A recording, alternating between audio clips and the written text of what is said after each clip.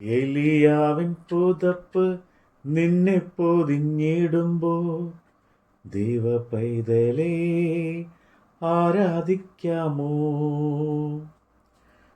ക്രൂശിലെ രക്തം നിന്നെ തളിച്ചിടുമ്പോ ദൈവ പൈതലേ ആരാധിക്കാമോ?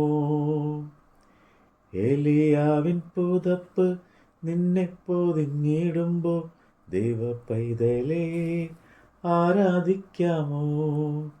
കുരിശിലെ രക്തം നിന്നെ തളിച്ചിടുമ്പോ ദൈവ പൈതലേ ആരാധിക്കാമോ?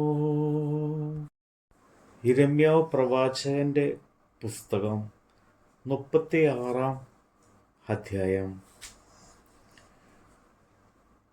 യോശിയാവിൻ്റെ മകനായി യഹൂദ രാജാവായ യെഹോയാക്കീമിൻ്റെ 4-ാം ആണ്ടിൽ യഹോവയെങ്കിൽ നിന്ന് യിരെമ്യാവിനുണ്ടായ അരുളപ്പാടാവിത്: നീ ഒരു പുസ്തകച്ചുരുൾ മേടിച്ച് ഞാൻ യോശിയാവിൻ്റെ കാലത്ത് നിന്നോട് സംസാരിച്ച് തുടങ്ങിയ നാൾ മുതൽ ഇന്ന് വരെയും ഇസ്രായേലിൻ്റെയും യഹൂദയെയും സകല ജാതികളെയും കുറിച്ച് ഞാൻ നിന്നോട് അരുളി ചെയ്ത വചനങ്ങളൊക്കെയും അതിലെഴുതുക.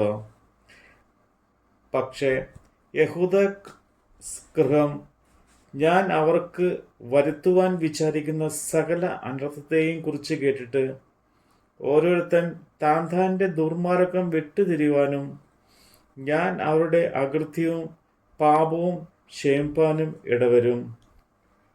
അങ്ങനെ യിരെമ്യാവ് നേര്യാവിൻ്റെ മകനായ ബാരൂക്കിനെ വിളിച്ചു. യഹോവ യിരെമ്യാവിനോട് അരുളി ചെയ്ത സകല വചനങ്ങളെയും അവൻ്റെ വാമൊഴിയെ പ്രകാരം ബാരൂക്ക് ഒരു പുസ്തക ചുരുളിൽ എഴുതി. യിരെമ്യാവ് ബാരൂക്കിനോട് കൽപ്പിച്ചത്: ഞാൻ അടയ്ക്കപ്പെട്ടിരിക്കുന്നു, എനിക്ക് യഹോവയുടെ ആലയത്തിൽ പോകുവാൻ കഴിവില്ല. ആകയാൽ നീ ചെന്ന് എൻ്റെ വാമൊഴി കേട്ട് എഴുതിയ ചുരുളുകളിൽ നിന്ന് യഹോവയുടെ വചനങ്ങളെ യഹോവയുടെ ആലയത്തിൽ ഉപവാസ ദിവസത്തിൽ തന്നെ ജനം കേൾക്കെ വായിക്കുക. അതത് പട്ടണങ്ങളിൽ നിന്ന് വരുന്ന എല്ലാ യഹൂദനും കേൾക്കെ നീ അത് വായിക്കണം. പക്ഷേ അവർ യഹോവയുടെ മുമ്പിൽ വീണ് അപേക്ഷിച്ചുകൊണ്ട് ഓരോരുത്തൻ താൻ്റെ ദുർമാർഗം വിട്ടുതിരികയും യഹോവ ഈ ജനത്തിന് വിധിച്ചിരിക്കുന്ന കോപവും ക്രോധവും വലിയതല്ലോ. യിരെമ്യാ പ്രവാചകൻ തന്നോട് കൽപ്പിച്ചതുപോലെയൊക്കെയും നേര്യാവിൻ്റെ മകനായ ബാരൂക്ക് ചെയ്തു. യഹോവയുടെ ആലയത്തിൽ ആ പുസ്തകത്തിൽ നിന്ന് യഹോവയുടെ വചനങ്ങളെ വായിച്ചു കേൾപ്പിച്ചു. യോശിയാവിൻ്റെ മകനായി യഹൂദ രാജാവായ യഹോയാക്കീമിൻ്റെ 5-ാം ആണ്ടിൽ 9-ാം മാസത്തിൽ അവർ യെരൂശലേമിലെ സകല ജനത്തിനും യഹൂദ പട്ടണങ്ങളിൽ നിന്ന് യെരൂശലേമിൽ വന്ന സകല ജനത്തിനും യഹോവയുടെ മുമ്പാകെ ഒരു ഉപവാസം പ്രസിദ്ധമാക്കി. അപ്പോൾ ബാരൂക്ക് യഹോവയുടെ ആലയത്തിൽ യഹോവയുടെ ആലയത്തിൻ്റെ പുതിയ വാതിലിൻ്റെ പ്രവേശനത്തിങ്കൽ മേലത്തെ മുറ്റത്ത് ഷാഫാൻ്റെ മകനായ ഗെമര്യാസോക്കിൻ്റെ മുറിയിൽ വെച്ച് ഈ പുസ്തകത്തിൽ നിന്ന് യിരെമ്യാവിൻ്റെ വചനങ്ങളെ സകല ജനത്തെയും വായിച്ചു കേൾപ്പിച്ചു. ഷാഫാൻ്റെ മകനായ ഗെമര്യാവിൻ്റെ മകനായ മിഖയാവ് യഹോവയുടെ വചനങ്ങളൊക്കെയും പുസ്തകത്തിൽ നിന്ന് വായിച്ചു കേട്ടപ്പോൾ അവർ രാജഗൃഹത്തിൽ രായസക്കാരൻ്റെ മുറിയിൽ വെച്ച് അവിടെ സകല പ്രഭുക്കന്മാരും ഇരുന്നിരുന്നു. രായസക്കാരൻ ഏലിയാശാമയും ശെമാവിൻ്റെ മകൻ ദലായാവും അക്ബോറിൻ്റെ മകൻ എൽനാഥനും ഷാഫാൻ്റെ മകൻ ഗെമര്യാവും ഹനന്യാവിൻ്റെ മകൻ സിദക്കിയാവും ശേഷം പ്രഭുക്കന്മാരും തന്നെ ബാരൂക്ക് ജനത്തെ പുസ്തകം വായിച്ചു കേൾപ്പിച്ചപ്പോൾ താൻ കേട്ടിരുന്ന വചനങ്ങളൊക്കെയും മിഖയാവ് അവരോട് പ്രസ്താവിച്ചു. അപ്പോൾ സകല പ്രഭുക്കന്മാരും കൂശിൻ്റെ മകനായ ശെലിയാമിൻ്റെ മകൻ മകനായ നഥന്യാവിൻ്റെ മകൻ യഹൂദിയെ ബാരൂക്കിൻ്റെ അടുക്കൽ അയച്ചു. നീ ജനത്തെ വായിച്ചു കേൾപ്പിച്ച പുസ്തക ചുരുൾ എടുത്തുകൊണ്ടുവരിക എന്ന് പറയിച്ചു.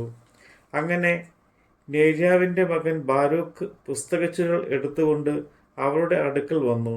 അവർ അവനോട്, ഇവിടെ ഇരുന്ന് അത് വായിച്ചു കേൾപ്പിക്കുക എന്ന് പറഞ്ഞു. ബാരൂക്ക് വായിച്ചു കേൾപ്പിച്ചു. ആ വചനങ്ങളൊക്കെയും കേട്ടപ്പോൾ അവർ ഭയപ്പെട്ടു തമ്മിൽ തമ്മിൽ നോക്കി. ബാരൂക്കിനോട്, ഈ വചനങ്ങളൊക്കെയും ഞങ്ങൾ രാജാവിനെ അറിയിക്കും എന്ന് പറഞ്ഞു. നീ ഈ വചനങ്ങളൊക്കെയും എങ്ങനെയാകുന്നു എഴുതിയത്? അവൻ പറഞ്ഞു തന്നിട്ടോ? ഞങ്ങളോട് പറക എന്ന് അവർ ബാരൂക്കിനോട് ചോദിച്ചു. ബാരൂക്ക് അവനോട്, അവൻ ഈ വചനങ്ങളൊക്കെയും പറഞ്ഞു തന്നു. ഞാൻ മഷി കൊണ്ട് പുസ്തകത്തിൽ എഴുതി എന്ന് ഉത്തരം പറഞ്ഞു. അപ്പോൾ പ്രഭുക്കന്മാർ ബാരൂക്കിനോട്, നീ പോയി നീയും യിരെമ്യാവിനോട് കൂടെ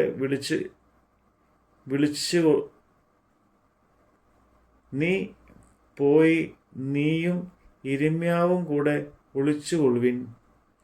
നിങ്ങൾ ഇന്നിടത്ത് ഇരിക്കുന്നു എന്ന് ആരും അറിയരുത് എന്ന് പറഞ്ഞു. അനന്തരം അവർ പുസ്തകച്ചുരുൾ രായിസക്കാരനായ എലീശാമയുടെ മുറിവിൽ വെച്ചേച്ച് അരമനയിൽ രാജാവിൻ്റെ അടുക്കൽ ചെന്ന് ആ വചനങ്ങളൊക്കെയും രാജാവിനെ ബോധിപ്പിച്ചു. രാജാവ് ചുരുൾ എടുത്തുകൊണ്ട് വരുവാൻ യഹൂദിയെ അയച്ചു. അവൻ രായിസക്കാരനായ എലീശാമയുടെ മുറിയിൽ വന്ന് അത് എടുത്തുകൊണ്ടുവന്നു. യഹൂദി അത് രാജാവിനെയും രാജാവിൻ്റെ ചുറ്റും നിൽക്കുന്ന സകല പ്രഭുക്കന്മാരെയും വായിച്ച് കേൾപ്പിച്ചു. അന്ന് 9-ാം മാസത്തിൽ രാജാവ് ഹേമന്തഗൃഹത്തിൽ ഇരിക്കുകയായിരുന്നു. അവൻ്റെ മുമ്പാകെ നേരിപ്പോട്ടിൽ തീ കത്തിച്ചുകൊണ്ടിരുന്നു. യഹൂദി 3-4 ഭാഗം വായിച്ച ശേഷം രാജാവ് എഴുത്തുകാരൻ്റെ ഒരു കത്തി കൊണ്ട് അത് കണ്ടിച്ച് ചുരുൾ മുഴുവനും നേരിപ്പോട്ടിലെ തീയിൽ വെന്തു പോകും വരെ നേരിപ്പോട്ടിൽ ഇട്ടുകൊണ്ടിരുന്നു. രാജാവാകട്ടെ ആ വചനങ്ങളൊക്കെയും കേട്ട ഭൃത്യന്മാരിൽ ആരെങ്കിലുമാകട്ടെ ഭയപ്പെടുകയോ വസ്ത്രം കീറുകയോ ചെയ്തില്ല. ചുരുൾ ചുട്ടുകളയരുതേ എന്ന് എൽനാഥനും ദലായാമും ശെമരിയാവും രാജാവിനോട് അപേക്ഷിച്ചു. എങ്കിലും അവൻ അവരുടെ അപേക്ഷ കേട്ടില്ല. അനന്തരം ബാരൂക്ക് എന്ന എഴുത്തുകാരനെയും യിരെമ്യാ പ്രവാചകനെയും പിടിപ്പാൻ രാജാവ് രാജകുമാരനായ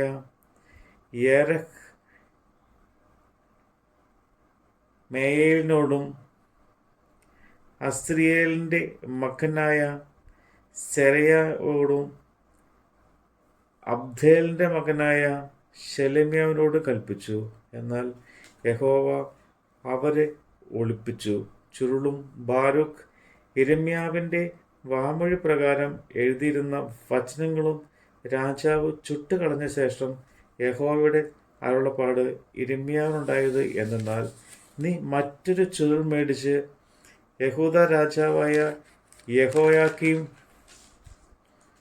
ചുട്ട് കളഞ്ഞ മുമ്പിലത്തെ ചുരുളിൽ ഉണ്ടായിരുന്ന വചനങ്ങളൊക്കെയും അതിൽ എഴുതുക.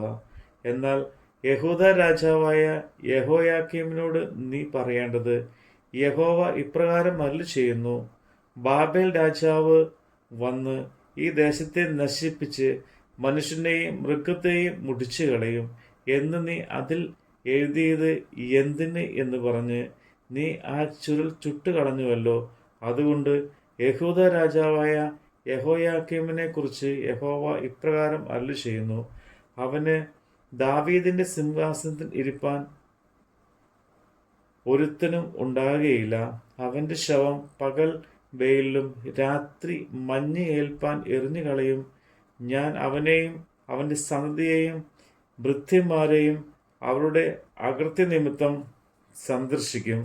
അവർക്കും യെരൂശലേം നിവാസികൾക്കും യഹൂദ പുരുഷന്മാർക്കും വരുത്തുമെന്ന് ഞാൻ വിധിച്ചതും അവർ ശ്രദ്ധിക്കാത്തതുമായ അനർത്ഥമൊക്കെയും ഞാൻ അവർക്ക് വരുത്തും. അങ്ങനെ യിരെമ്യാവ് മറ്റൊരു ചുരുൾ എടുത്ത് നേര്യാവിൻ്റെ മകൻ ബാരൂക്ക് എന്ന എഴുത്തുകാരൻ്റെ കയ്യിൽ കൊടുത്തു. അവൻ യഹൂദാ രാജാവായ യെഹോയാക്കീം തീ ഇട്ട് ചുട്ടുകളഞ്ഞ പുസ്തകത്തിലെ വചനങ്ങളൊക്കെയും യിരെമ്യാവിൻ്റെ വാമൊഴി പ്രകാരം അതിലെഴുതി. അതുപോലുള്ള ഏറിയ വചനങ്ങളും ചേർത്ത് എഴുതുവാൻ സംഗതി വന്നു. നമ്മുടെ കർത്താവിൻ്റെ വചനമാണ് നമ്മൾ കേട്ടത്. അപ്പോസ്തലർ ഭാഷാവാരം നിന്നെ പൊതിഞ്ഞിടുമ്പോൾ ദൈവ പൈതലേ ആരാധിക്കാമോ? ജോസഫിൻ കാരാഗ്രഹം നിന്നെ പൊതിഞ്ഞിടുമ്പോൾ പ്രവചനത്തോടെ ആരാധിക്കാമോ? അപ്പോസ്തലർ ഭാഷാവാരം നിന്നെ പൊതിഞ്ഞിടുമ്പോൾ ദൈവ പൈതലേ ആരാധിക്കാമോ? ജോസഫിൻ കാരാഗ്രഹം നിന്നെ പൊതിഞ്ഞിടുമ്പോൾ പ്രവചനത്തോടെ ആരാധിക്കാമോ?